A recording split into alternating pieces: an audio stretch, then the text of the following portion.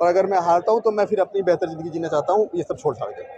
धन्यवाद। National coverage, जो कहेंगे सच कहेंगे।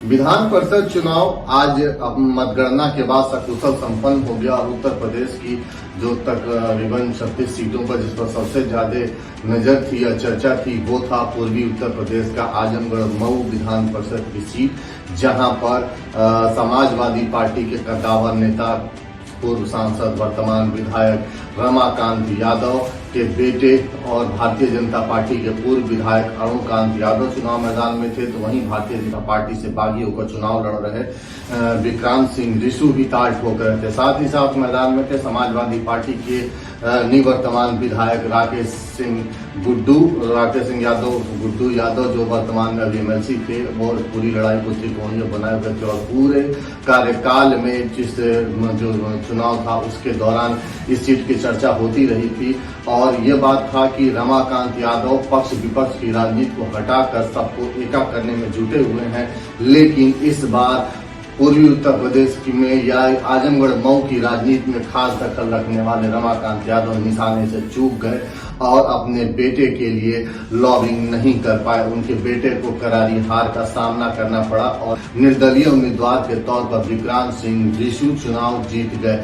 चुनाव के बीच में उस समय एक बड़ा ड्रामेटिक चेंज आया जब भारतीय जनता पार्टी के जो आला कमान है उन्होंने यशवंत सिंह को भारतीय जनता पार्टी के अधिकृत उम्मीदवार के खिलाफ अपने बेटे को चुनाव मैदान में उतारने के आरोप में भारतीय जनता पार्टी से 6 साल के लिए निष्कासित कर दिया था।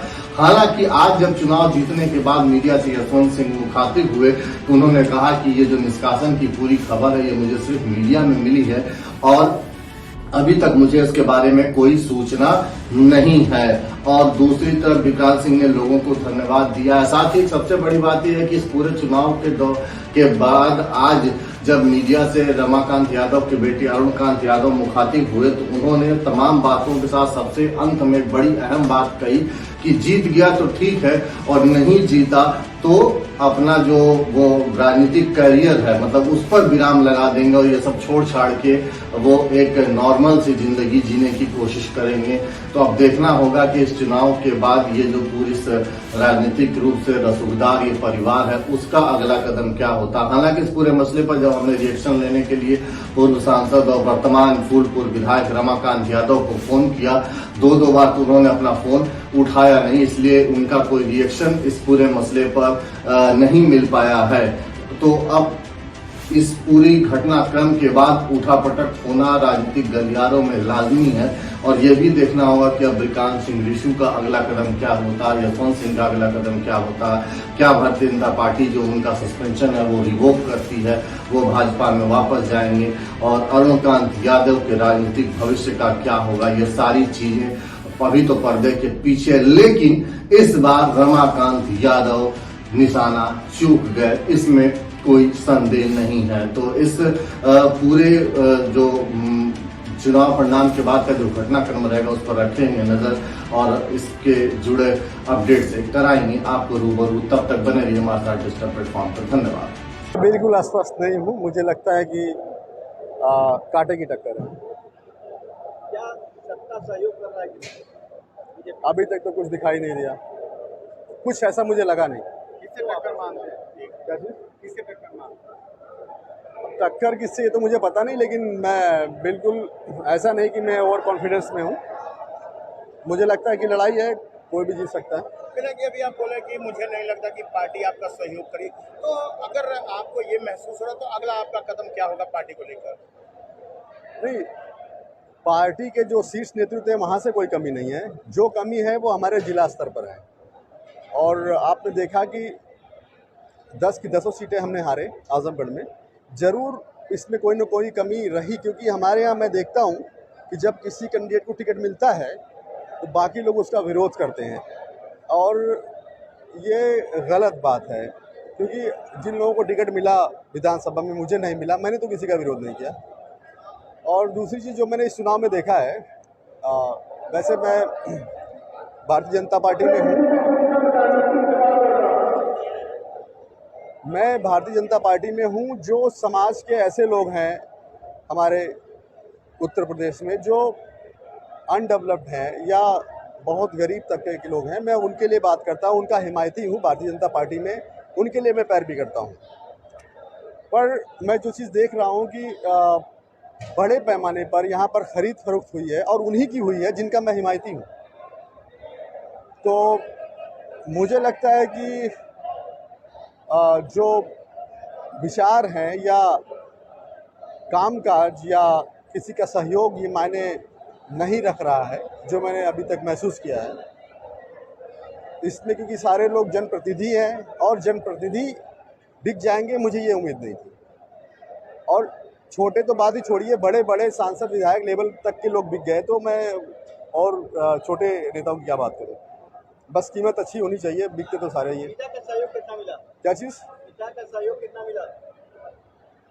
मैं सही बताऊं, मैंने इस चुनाव को अकेले लड़ा है और मैंने बिल्कुल अकेलापन महसूस किया इस चुनाव में, चाहे वो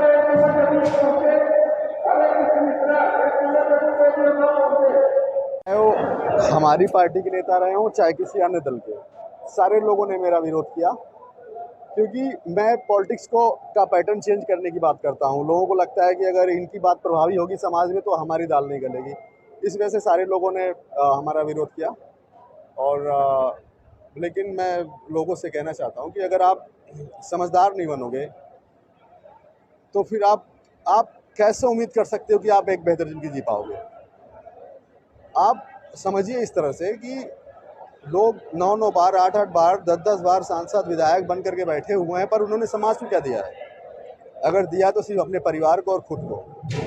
उसके बाद भी लोगों की आंखें नहीं खुलती, उनके पीछे अंधभक्त बन के टहलते, तो ठीक है। बाकी अगर मैं जीतता हूं तो समाज के लिए कुछ अच्छी चीज़ करने की कोशिश करूंगा, जो मैंने वादा किया है। और अगर मैं हारता हूं तो मैं फिर अपनी बेहतर ज़िंदगी जीना चाहता हूं, ये सब छोड़ छाड़ के। जीत हुई है, क्या कहेंगे? ये सब जनता का आशीर्वाद और प्यार है, और आप लोग के माध्यम से मैं दोनों जनपद के सम्मानित जनप्रतिनिधि, सम्मानित जनता और बुजुर्ग नौजवान साथियों सभी का मैं तहे दिल से आभार और धन्यवाद प्रकट करना चाहता हूं, जो उन लोग के आशीर्वाद की वजह से ये ऐतिहासिक जीत प्राप्त हुई। एक समय ऐसा लगा जब भारतीय जनता पार्टी से निकाल दिया गया आपको और पिताजी को, तो उस समय कुछ आपको लगा कि संशय है, कुछ ऐसा लग रहा था? नहीं, बिल्कुल नहीं। हम लोग अपनी मेहनत और जनता से जो प्यार है, जो लगाव है, हम लोग उसके भरोसे चुनाव लड़ रहे थे। तो अब क्या कहेंगे, जैसे फिर भारतीय जनता पार्टी में एक बार आप रहेंगे, उम्मीद है कि पार्टी... ये सब बात की विषय आज जनता के बीच प्यार और नहीं, पहला वरीयता आपका कौन रहेगा, क्योंकि आप निर्दल जीते हैं, तो कोई दल तो शामिल होंगे ना? वो सब बात की विषय। और रही बात कि हमारा परिवार शुरुआत से ही स्वर्गीय चंद्रशेखर जी का अनुयायी रहा है, उनके राजनीतिक तौर से ही, और मेरी श्रद्धा जो है महाराज जी के प्रति। कितना आपको वोट मिला है, कितने वोट से आप जीते हैं? लगभग 3000 वोटों से जीता गया है। कितने मत मिला आपको टोटल? 4100। तो अब आगे विकास की क्या योजना रहेगी? आजमगढ़ मऊ की जनप्रतिनिधियों के लिए क्या करेंगे? जो भी मेरे संज्ञान में आएगा तो उसके लिए कंधे से कंधा लगा के अपना चलने का काम करूंगा, और जो भी उनके सुख दुख है उनके साथ खड़े रहने का काम किया।